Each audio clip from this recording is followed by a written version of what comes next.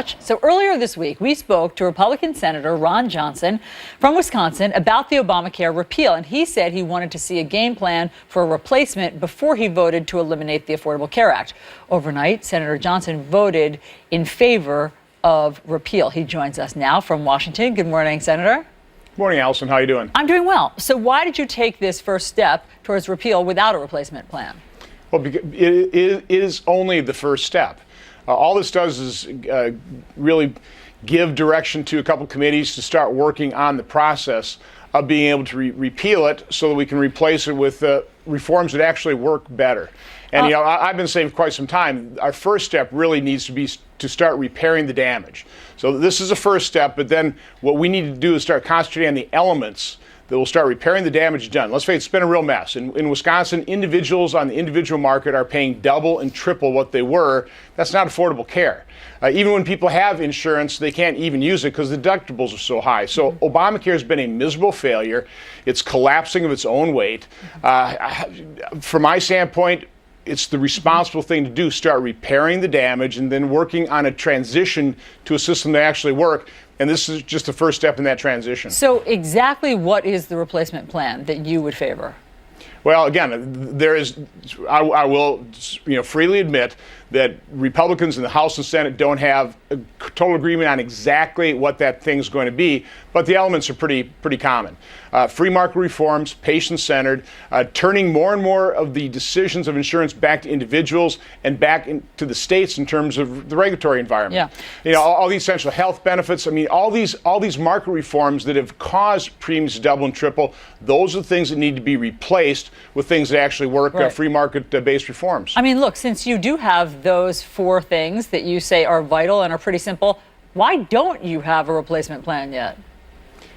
Because I don't think you're going to see one massive plan like Obamacare. You're going to see step-by-step approach targeting the individual damage of the individual reforms, and we'll put in replacements for each individual one of those problems. So anyway, that'd be my approach. Other people have different ideas, but my approach would be kind of a step-by-step process. First thing is end the national definition of health care, all these essential health benefits. Those have driven up care.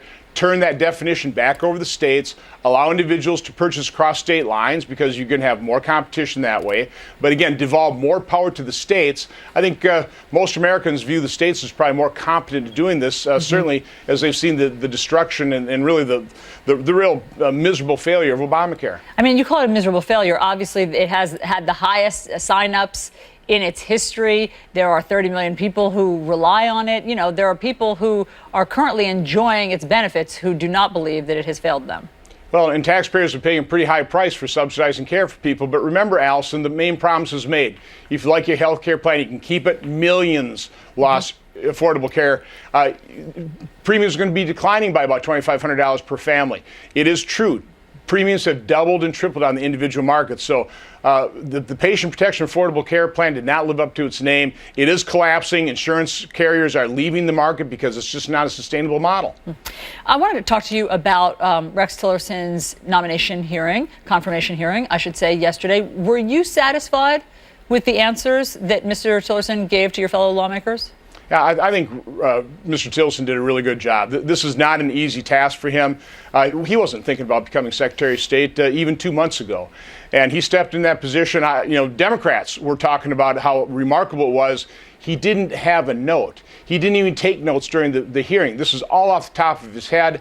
He had an awful lot of things to say. He proved himself to be highly intelligent, very knowledgeable about a host of issues, and also, I think, pretty deft at handling some kind of showboating on the parts of a number of members, pressing him for answers that I wouldn't want a Secretary of State answering. Well, let me play you one short moment because this was his answer to whether or not he had ever lobbied Congress or the White House for sanctions to be lifted on Russia. And he gave an answer that today fact checkers say was false. So listen to this. I have never lobbied against sanctions. The company you directed did. To my knowledge, Exxon never directly lobbied against sanctions. Okay, so Senator, according to congressional records, public records, Exxon repeatedly talked to lawmakers and the White House about their feelings on sanctions. My understanding of his answer is they lobbied to make sure the sanctions were fair across the board, that U.S. companies weren't put at a disadvantage to other companies. And so again, you can start quibbling with the details there. I think the main takeaway is he has a background and experience in the private sector, like former Senator Sam Nunn said. His relationship with Putin, those things are an asset. And from my standpoint, his answers to saying that NATO is incredibly important, Article 5 is inviolable. Certainly from the standpoint of what happened in Crimea, his actions would have been to show some real strength and resolve so that Putin wouldn't move further into eastern Ukraine. So again, across the board, I think he handled himself very well. Why do you think he hasn't spoken to President-elect Trump about Russia or Putin? Well, again, you have to really drill down the specific question asked of him, and I'm not exactly sure what he was answering there. Whether, I'm sure they had to have some discussion about Russia, but on that particular issue that was being discussed at that time, it's a real possibility. This is an enormous task trying to set up a administration. I've been incredibly impressed with President-elect Trump's energy level and activity level, trying to fill an administration. Here in the Senate, obviously, we're grappling with how do you hold the hearings, how do you get all the information so we can make sure that the next administration has a national security and homeland security team in place on day one. But Senator, if they had never had a conversation, if what he said was actually on its face true and they had never had a conversation, would you be comfortable with that? I'm not exactly sure, what President-elect Trump was looking for when he was interviewing his Secretary of State. I'll leave that between those two individuals. Senator Ron Johnson, thanks so much for being on New Day. Have a good day. You too.